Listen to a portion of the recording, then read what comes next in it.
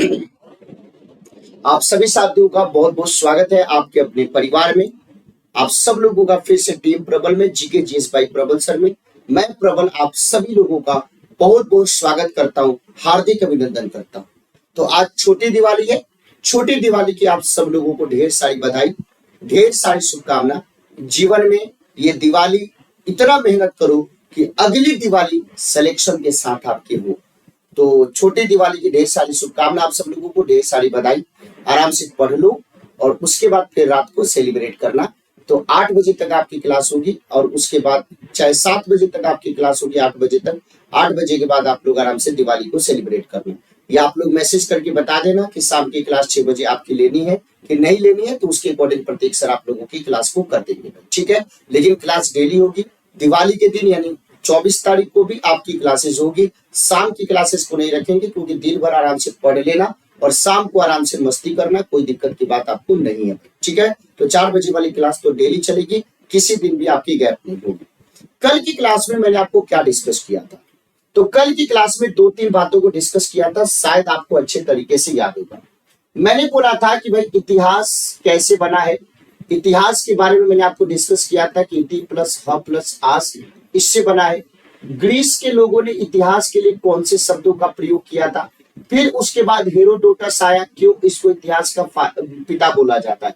फिर उसके बाद मैंने बोला कि एंशिएंट हिस्ट्री, जिसको जानने को लेकर के बहुत बड़ा रहस्य आज तक बना हुआ है, उसको लेकर के हम कैसे जानते हैं। तो उसको 2 तरीके से हमने डिवाइड कर दिया था। एक मैंने बोला था कि लिटरेचर वाला पार्ट और दूसरा मैंने बोला था आर्किटेक्चर वाला पार्ट। दूसरा हमने बोला था आर्किटेक्चर वाला पार्ट। तो इन दोनों बातों को आपको ध्यान रखने की जरूरत है। एक मैंने बोला लिटरेचर वाला पार्ट और एक हमने बोला आर्किटेक्चर वाला पार्ट। लिटरेचर में भी 2 तरीके से चीजों को हमने पढ़ा था। एक हमने पढ़ा था ब्राह्मण ग्रंथ को पढ़ा था और दूसरा हमने किसको पढ़ा था भाई, गैर ब्राह्मण ग्रंथ को। उसी तरीके से आर्किटेक्चर में। तो आज जो हमारा टॉपिक है उसको हम लोग क्या पढ़ेंगे भाई, उसमें हम लोग समझने वाले हैं ब्राह्मण ग्रंथ के बारे में। उसमें हम लोग किसको समझने वाले हैं भाई, तो ब्राह्मण ग्रंथ के बारे में समझने वाले हैं। ब्राह्मण ग्रंथ के बारे में हम लोग समझने वाले। तो आप सभी लोग तैयार है भाई? तो चलो, तो सभी लोग एक बार शानदार तरीके से अपने इस परिवार में जुड़ जाए।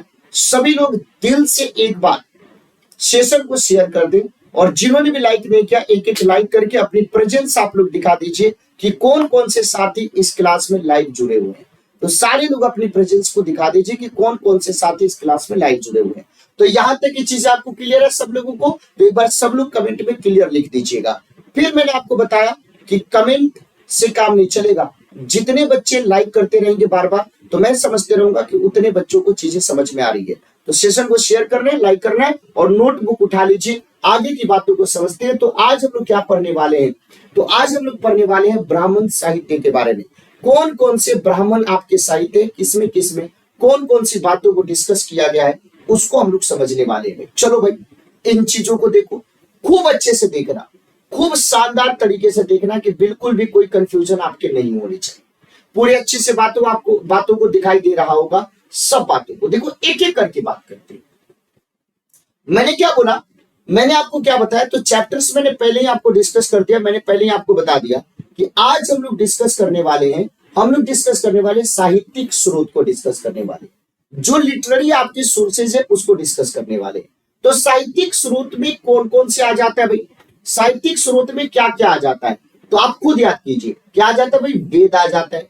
फिर क्या आ जाता है भाई? आपके ब्राह्मण ग्रंथ आ जाता है, आरण्यक आ जाता है, सूत्र आ जाता है, महाकाव्य आ जाता है, पुराण आ जाता है, वेदांग आ जाता है, उपनिषद आ जाता है। तो सबसे पहले हम शुरू करते हैं वेद से। वेद से हम शुरू करते हैं। अब सब लोगों को पता है कि टोटल आपके वेद कितने भाई? तो टोटल वेदों की संख्या कितनी है? 4। टोटल आपके वेदों की संख्या कितनी है भाई? 4 है। कौन कौन से वेद है भाई? तो ऋग्वेद, फिर कौन सा है भाई? यजुर्वेद, फिर कौन सा है? सामवेद, फिर कौन सा है? अथर्ववेद। इसका मतलब क्या है कि मैंने इसको शॉर्ट में लिख दिया था। आप इसको पूरे तरीके से आप ऐसे लिख सकते हैं। क्या लिख लीजिए भाई? ऋग्वेद लिख लीजिए, फिर क्या लिख लीजिए भाई? यजुर्वेद लिख लीजिए, फिर क्या लिख लीजिए भाई? सामवेद लिख लीजिए, और फिर क्या लिख लीजिए? तो सबसे बाद का जो वेद है उसको लिख लीजिए, जिसको हम अथर्ववेद के नाम से जानते हैं। तो 4 हमारे वेद हैं और इन चारों वेदों में सबसे पुराना जो आपका वेद है वो कौन सा है? ऋग्वेद। सबसे पुराना वेद कौन सा है? ऋग्वेद। और सबसे बाद का वेद कौन सा है? अथर्ववेद। चलो भाई, ये चीज हम लोग सबसे पहले समझते हैं, बाकी अलग से भी हम वेद के बारे में देखेंगे। तो अभी यहाँ पे केवल वेद के बारे में समझिए। अब आपके अंदर क्वेश्चन होगा कि वेद का अर्थ क्या होता है। तो आज के बाद से कोई भी आपसे पूछे तो वेद के अर्थ के बारे में, तो वेद का अर्थ क्या होता है? ज्ञान। वेद का अर्थ क्या होता है? ज्ञान। वेद का अर्थ क्या होता है? नॉलेज। तो 3-4 बातें मैंने आपको बताई वेद के बारे में। तो साहित्यिक स्रोत में हम किसको डिस्कस कर रहे हैं? ब्राह्मण साहित्य को डिस्कस कर रहे हैं। तो इस ब्राह्मण साहित्य में सबसे पहला पॉइंट हमने क्या लिखा? वेद। और वेद में मैंने 4 बातें आपको बताई कि वेद का अर्थ क्या होता है? ज्ञान होता है। टोटल आपके वेद कितने हैं? तो वेद आपके 4 हैं। एक को ऋग्वेद, दूसरे को यजुर्वेद, तीसरे को सामवेद, चौथे को अथर्ववेद। तीसरा पॉइंट मैंने बताया कि इसमें सबसे पुराना वेद कौन सा है? ऋग्वेद। सबसे बाद का वेद कौन सा है भाई? अथर्ववेद। ये मैंने आपको डिस्कस किया। इसका मतलब क्या है? अब इसको मैं शॉर्ट में आपको सिखाते हुए चलता हूं कि मैंने क्या क्या बताया, कि ताकि आपको याद भी रहे, क्योंकि याद कर लेना है पूरी बातों को। तो वेद के बारे में मैंने आपको डिस्कस किया। तो वेद का अर्थ मैंने क्या बताया भाई? तो वेद का अर्थ मैंने बताया ज्ञान। और वेद टोटल कितने होते हैं? 4। कौन कौन से भाई? ऋग्वेद, फिर कौन सा होता है भाई? यजुर्वेद, फिर कौन सा होता है भाई? सामवेद, फिर कौन सा होता है भाई? अथर्ववेद, फिर कौन सा होता है भाई? अथर्ववेद। अब मैंने एक बात और बताई आपको कि सबसे पुराना के बारे में बात करें तो सबसे पुराना आपके वेद के तौर पे, तो सबसे पुराना अगर हम बात करें तो कौन सा वेद है? ऋग्वेद। सबसे बाद के वेद के बारे में बात करें, सबसे बाद का वेद, सबसे बाद के वेद के बारे में बात करें तो सबसे बाद का वेद अथर्ववेद। जो आरंभ के 3 वेद हैं, उन तीनों वेदों को क्या कहा जाता है भाई? वेद त्रय कहा जाता है।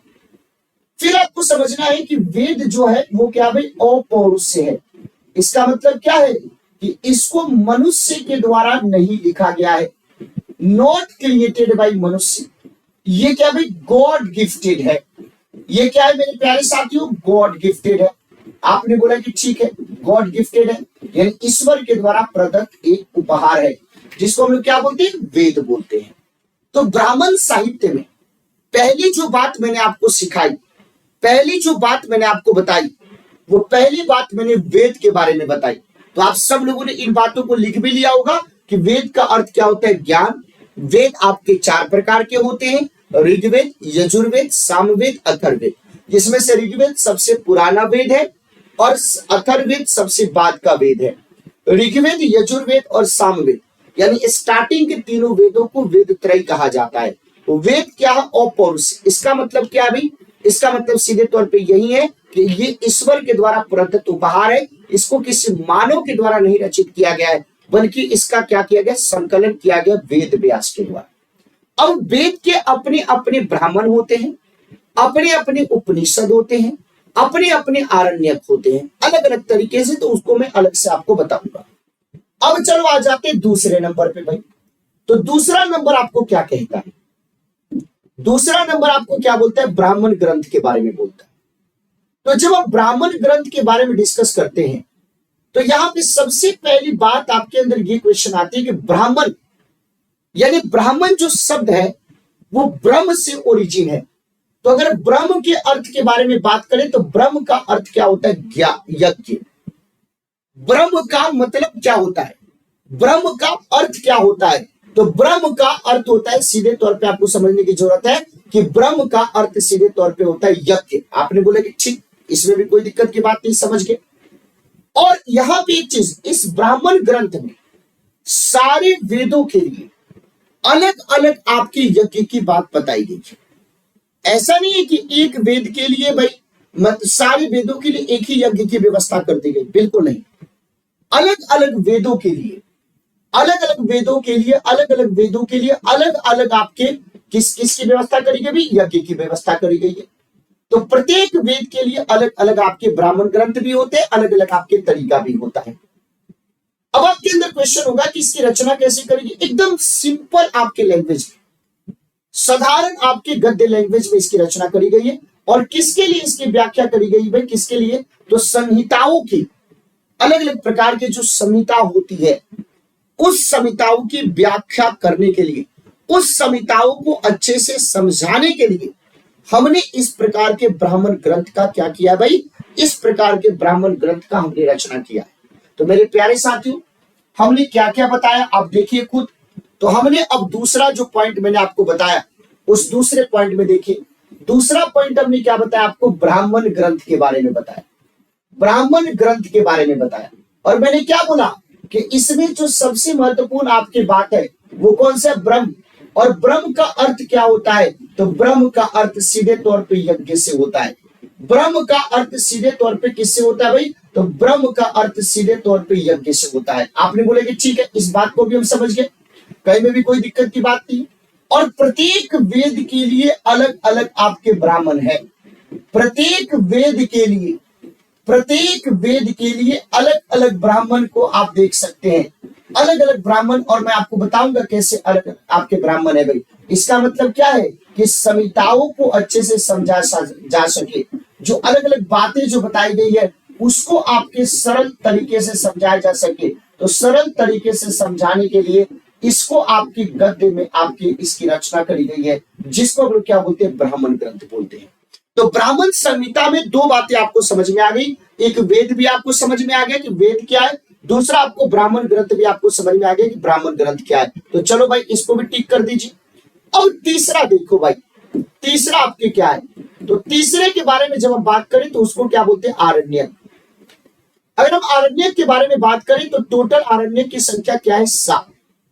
और आरण्यक है क्या, तो ये ब्राह्मण ग्रंथ का अंतिम भाग है।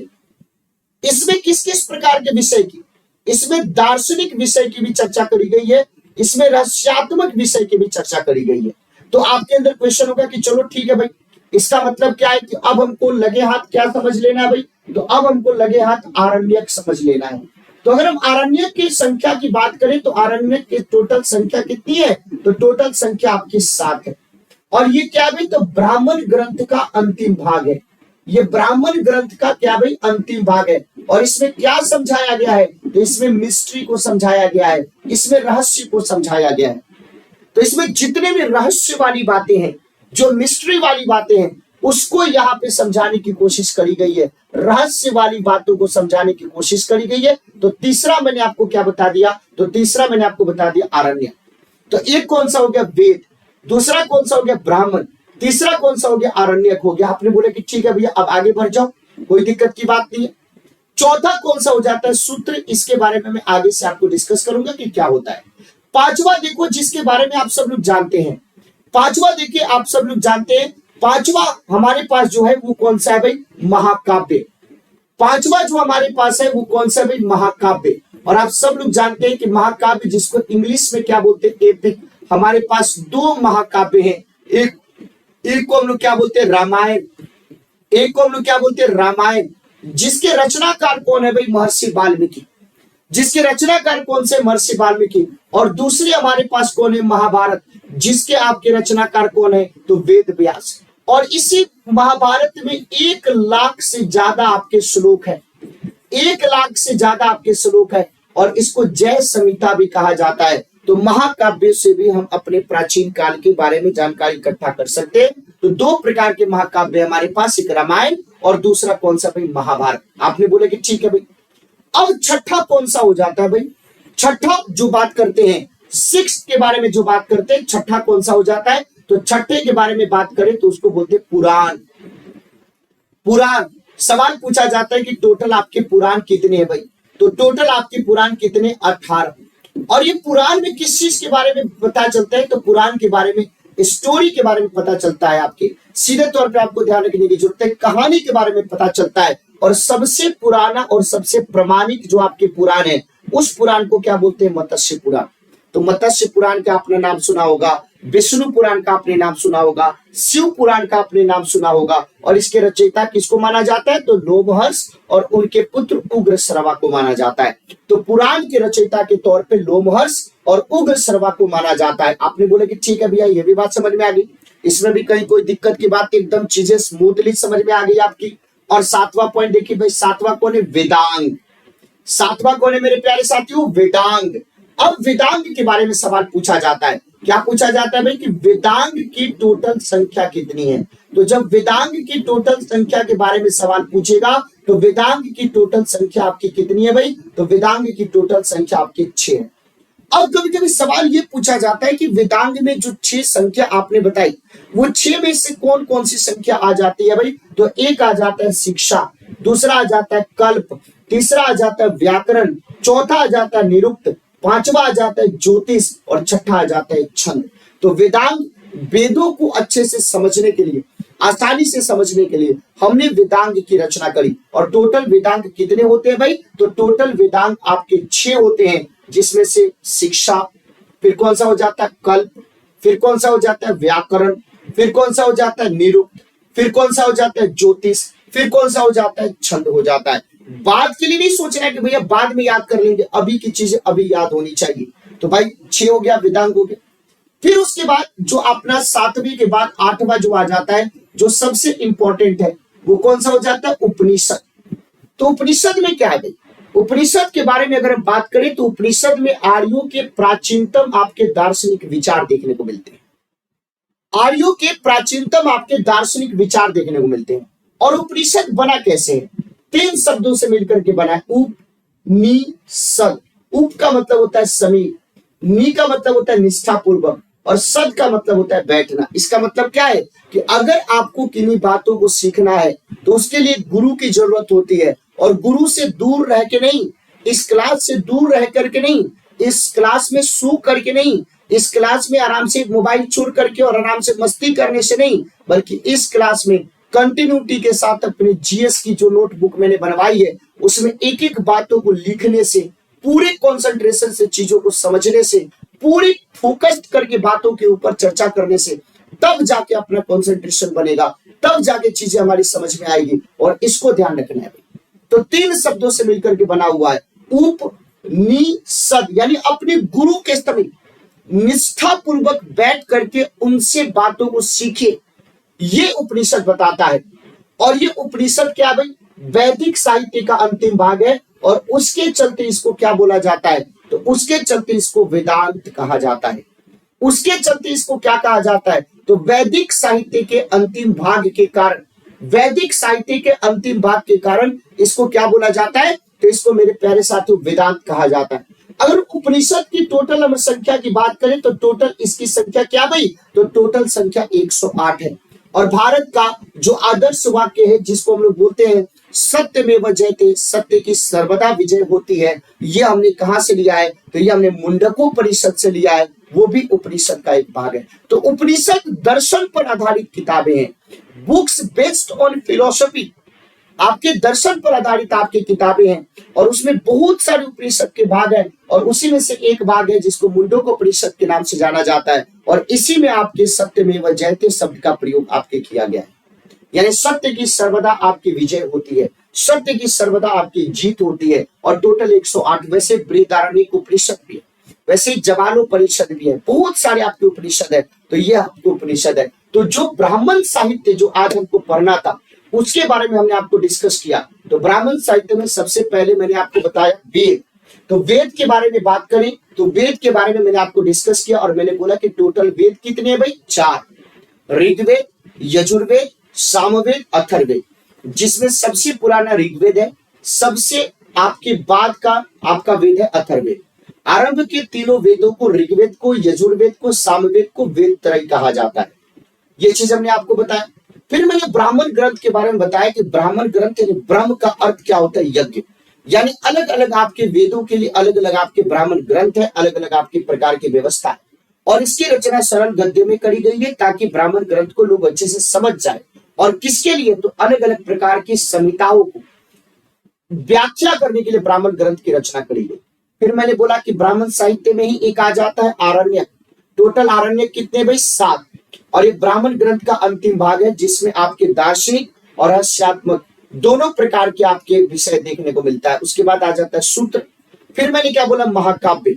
जब महाकाव्य के बारे में बात करें तो 2 प्रकार के महाकाव्य हैं, एक है रामायण, एक है महाभारत। रामायण की रचना महर्षि वाल्मीकि के द्वारा, रामायण की रचना महर्षि वाल्मीकि, और आपके महाभारत की रचना वेद व्यास के द्वारा। और इसमें आपके 1 लाख से ज्यादा श्लोक है, तो इसको जय संहिता भी कहा जाता है या 1 सहस्त्र संहिता भी कहा जाता है। फिर मैंने पुराण के बारे में बताया, पुराण के रचयिता कौन है भाई? लोमहर्ष, और उनके जो पुत्र हैं उनका नाम क्या है? उग्रश्रवा। टोटल पुराणों की संख्या 18 है, जिसमें सबसे प्रमाणित और सबसे पुराना जो पुराण है उसको मत्स्य पुराण के नाम से जाना जाता है। फिर हम वेदांग के बारे में बात करते हैं, तो वेदांग की टोटल संख्या कितनी है भाई? 6, जिसमें से कौन कौन आ जाते हैं? वेदांग क्या है? तो वेदों को समझने के लिए, उसको आसान बनाने के लिए इसको ब्राह्मण साहित्य के रूप में इसकी आपकी रचना करी गई। तो शिक्षा आ जाता है, कल्प आ जाता है, व्याकरण आ जाता है, निरुक्त आ जाता है, ज्योतिष आ जाता है, छंद आ जाता है, ये सारे के सारे आपके वेदांग के हिस्से हैं। फिर मैंने आपको बताया उपनिषद। उपनिषद आर्यों के बारे में जानने का एक बहुत महत्वपूर्ण हमारे पास साधन है। दूसरा, उपनिषद क्या है? दर्शन पर आधारित किताबें हैं। उपनिषद का मतलब होता है गुरु के समीप निष्ठा पूर्वक बैठ करके कुछ चीजों को सीखना। अगर हम उपनिषद के बारे में बात करें मेरे प्यारे साथियों, तो वैदिक साहित्य का अंतिम भाग होने के कारण इस उपनिषद को वेदांत भी कहा जाता है। तो वेदांत और उपनिषद अलग नहीं है। बहुत सारे उपनिषद आपके हैं, जैसे बृहदारण्यक उपनिषद जो सबसे बड़ा उपनिषद है, जवालोपनिषद आपके, उसके बाद आपका मुंडकोपनिषद। तो भारत का जो आदर्श वाक्य है सत्यमेव जयते, सत्य की सर्वदा विजय होती है, वो आपके मुंडकोपनिषद से लिया गया है। वो कहां से लिया गया? मुंडकोपनिषद। और टोटल उपनिषद की संख्या की बात करें तो 108। तो अगर आपको पूरी बातें समझ में आ गई है तो एक बार सभी साथी शानदार तरीके से सेशन को लाइक करके और एक बार अपने सभी दोस्तों के बीच में शेयर करके आपको करना है। मैं आपके कमेंट को इसलिए बार बार नहीं पढ़ रहा हूँ, सबके कमेंट पे मेरी निगाहें हैं, लेकिन मैं इसलिए नहीं पढ़ रहा हूँ क्योंकि थ्योरी की क्लास है। मैं एक बार भटक जाऊंगा तो फिर ये क्लास अपना बर्बाद होगा, लेकिन ये 12 दिन हमको बर्बाद नहीं करना है। हमको वो सारी बातों को याद कर लेना है जिसको हम और आप भूल जाते हैं, जिसके ऊपर हम और आप ध्यान नहीं देते हैं। तो हमारी जीएस को और ज्यादा मजबूत वो करेगा और हमारी तैयारी इतनी अच्छी हो जाएगी कि अब हमारे सामने कोई और नहीं टिकेगा। बस 12 दिनों इन टॉपिक्स पे आपको काम कर लेना है, काम अपने आप कंप्लीट हो जाएगा भाई। आपने बोले कि ठीक है, तो ये सब चीज बता दिया। तो आज के बाद से जब भी हम ब्राह्मण साहित्य के बारे में बात करेंगे तो आपकी टिप्स पे, पूरे के पूरे लिप्स पे जब जब आपका होठ चलेगा तब तब आपकी आवाज निकलेगी और सारे के सारे आपके सही आंसर बताओगे। तो वेद हो जाता है, उपनिषद हो जाता है, ब्राह्मण ग्रंथ हो जाता है, पुराण हो जाता है, आरण्यक हो जाता है, उसके बाद आपके और भी महाकाव्य हो जाते हैं, सूत्र हो जाता है। ये सब चीजों को मैंने आपको बताया, ये ब्राह्मण साहित्य के अंतर्गत है। और इन सबको बताने के पीछे कारण ये था कि इन सब चीजों से हम अपने प्राचीन भारतीय इतिहास के बारे में पता लगाते हैं। उस समय की समाज, संस्कृति, सभ्यता, रहन सहन से लेकर के खान पान से लेकर के लौकिक से लेकर के धार्मिक से लेकर के सब चीजों के बारे में पता लगाते हैं। तो हमें उम्मीद है कि आपको पूरी बातें समझ में आ गई होगी। चलो भाई, अब यहाँ पे जो बात है, एक जो टॉपिक हमारा छूट रहा था ब्राह्मण साहित्य में, वो कौन सा टॉपिक था? सूत्र। उसको मैं समझाता हूं। सूत्र के बारे में समझिएगा कि वैदिक साहित्य को अक्षुण्ण बनाए रखने के लिए सूत्र ग्रंथ कल्प नामक वेदांग से लिए गए। तो देखो मैंने क्या बताया कि टोटल आपके वेदांग कितने हैं भाई? 6। उस वेदांग में से एक वेदांग है, जैसे निरुक्त की बात करें, कल्प की बात करें, छंद की बात करें, व्याकरण की बात करें, तो उसमें एक आपके सीधे तौर पे एक आपका वेदांग है कल्प, और उसी कल्प से आपके सूत्र ग्रंथ का ओरिजिन हुआ है। सूत्र भी क्या है? एक प्रकार का ग्रंथ है। तो सूत्र ग्रंथ के ओरिजिन के बारे में बात करें तो सूत्र ग्रंथ का ओरिजिन मेरे प्यारे साथियों किससे हुआ है? तो इस कल्प नामक वेदांग से हुआ है। आपने बोला कि इसका मतलब क्या है भाई? सबसे पहले कल्प का वर्गीकरण ही बता दीजिए। तो कल्प का वर्गीकरण 3 सूत्रों में हमने किया है। एक को क्या बोला जाता है? स्रोत सूत्र कहा जाता है, दूसरे को क्या बोलते हैं? गृह सूत्र कहा जाता है, और तीसरे को क्या बोला जाता है? धर्म सूत्र कहा जाता है। अगर हम स्रोत सूत्र की बात करें तो इसमें यज्ञ से संबंधित नियम आपके प्राप्त होते हैं। गृह सूत्र की बात करें तो लौकिक और पारलौकिक कर्तव्य के बारे में पता चलता है, और जब हम धर्म सूत्र के बारे में बात करते हैं इसमें धार्मिक, सामाजिक और राजनीतिक जीवन के बारे में पता चलता है। आपने बोला कि ठीक है, तो बात समझिए आप लोग। तो भाई सूत्र की जरूरत क्यों पड़ी, सूत्र की हमने क्यों रचना करी, उसके पीछे की कहानी क्या है?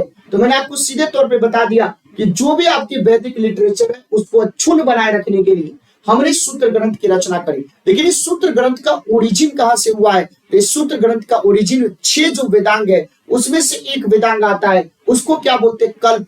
उस कल्प नामक वेदांग से इसकी आपकी रचना करी गई। और हमने कल्प नामक वेदांग का 3 तरीके से वर्गीकरण किया। आपने बोला कि कौन कौन सा वर्गीकरण किया? तो एक को बोलते हैं स्रोत सूत्र, दूसरे को बोलते हैं गृह सूत्र, तीसरे को बोलते हैं धर्म सूत्र। सवाल क्या पूछा जाता है कभी कभी कि स्रोत सूत्र में किसकी चर्चा करी गई है? तो यज्ञ संबंधी नियम की चर्चा करी गई है। गृह सूत्र में लौकिक पारलौकिक आपके कर्तव्य की चर्चा करी गई है। धर्म सूत्र में आपके समाज, धार्मिक, सामाजिक, राजनीतिक आपके जीवन के बारे में चर्चा की गई है। अब आगे देखिए, जब हम अलग अलग अब धर्म सूत्र के बारे में बात करते हैं तो धर्म सूत्र से ही आपके स्मृति ग्रंथों का विकास हुआ है। अब मैंने आपको ब्राह्मण साहित्य में ही क्या बोला था? स्मृति ग्रंथ बोला था। तो स्मृति ग्रंथ का विकास कैसे हुआ है? स्मृति ग्रंथ का विकास आपके धर्म सूत्र से हुआ है। और देखो भाई, आपने सुना होगा मनुस्मृति, सुना होगा याज्ञवल्क्य की स्मृति, सुना होगा पराशर स्मृति, सुना होगा नारद स्मृति, सुना होगा बृहस्पति स्मृति, सुना होगा। तो सारे के सारे स्मृति ग्रंथ के एग्जाम्पल है। लेकिन स्मृति ग्रंथ का विकास कहां से हुआ भाई? तो कल्प का जो वर्गीकरण किया उसमें 3 सूत्रों में वर्गीकरण किया। उसमें जो तीसरा सूत्र है धर्म सूत्र, उसी धर्म सूत्र से स्मृति ग्रंथों का विकास हुआ। और स्मृति ग्रंथों के प्रकार के तौर पे मनुस्मृति जो हिंदू विधि विधान से संबंधित सबसे पुराना ग्रंथ है, याज्ञवल्क्य स्मृति, पराशर स्मृति, नारद स्मृति, बृहस्पति स्मृति। अब यहाँ पे लगे हाथ हम मनुस्मृति के बारे में पढ़ लेते हैं। तो जब हम मनुस्मृति के बारे में बात करें तो सबसे प्राचीन और सबसे प्रामाणिक है भाई। अगर हम इसके भाष्यकार की बात करें, इसके ऊपर टीकाकार की बात करें तो मेघातिथि जो कि बहुत बड़े विद्वान थे, गोविंद राज जो कि बहुत बड़े विद्वान थे, भाररुचि जो कि बहुत बड़े विद्वान थे, उन्होंने इसके ऊपर टीका टिप्पणी लिखा और वो मनुस्मृति के ऊपर भाई। आपने बोला कि ठीक है।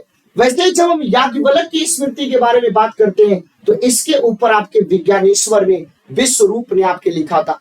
अब बात आ जाता है व्याकरण ग्रंथ के बारे में भाई। तो व्याकरण ग्रंथ में सबसे महत्वपूर्ण जो आ जाता है वो क्या आता है? अष्टाध्यायी। और अष्टाध्यायी किसकी रचना है मेरे प्यारे साथियों? तो अष्टाध्यायी आपके पाणिनि की रचना है भाई। तो व्याकरणाचार्य पाणिनि की रचना है। तो सूत्र भी आज मैंने आपको बता दी कि सूत्र क्या होता है। तो सूत्र की रचना किस लिए की गई? तो वैदिक साहित्य को अक्षुण्ण बनाए रखा जाए उसके लिए सूत्र की रचना हुई। और सूत्र का विकास कैसे हुआ है? तो कल्प नामक वेदांग से इसका विकास हुआ है। कल्प का वर्गीकरण 3 तरीके से कर सकते हैं, स्रोत सूत्र, गृह सूत्र, धर्म सूत्र। और धर्म सूत्र से स्मृति ग्रंथ का विकास हुआ है, उसी में मनुस्मृति, याज्ञवल्क्य स्मृति आ जाता है। फिर उसके बाद हमने व्याकरण बताया और सबसे महत्वपूर्ण व्याकरण की बात करें अष्टाध्यायी, जो किसकी आपके व्याकरण है भाई? तो सीधे तौर पे मेरे प्यारे साथियों ये पाणिनि की व्याकरण है जो आपको समझने की जरूरत है।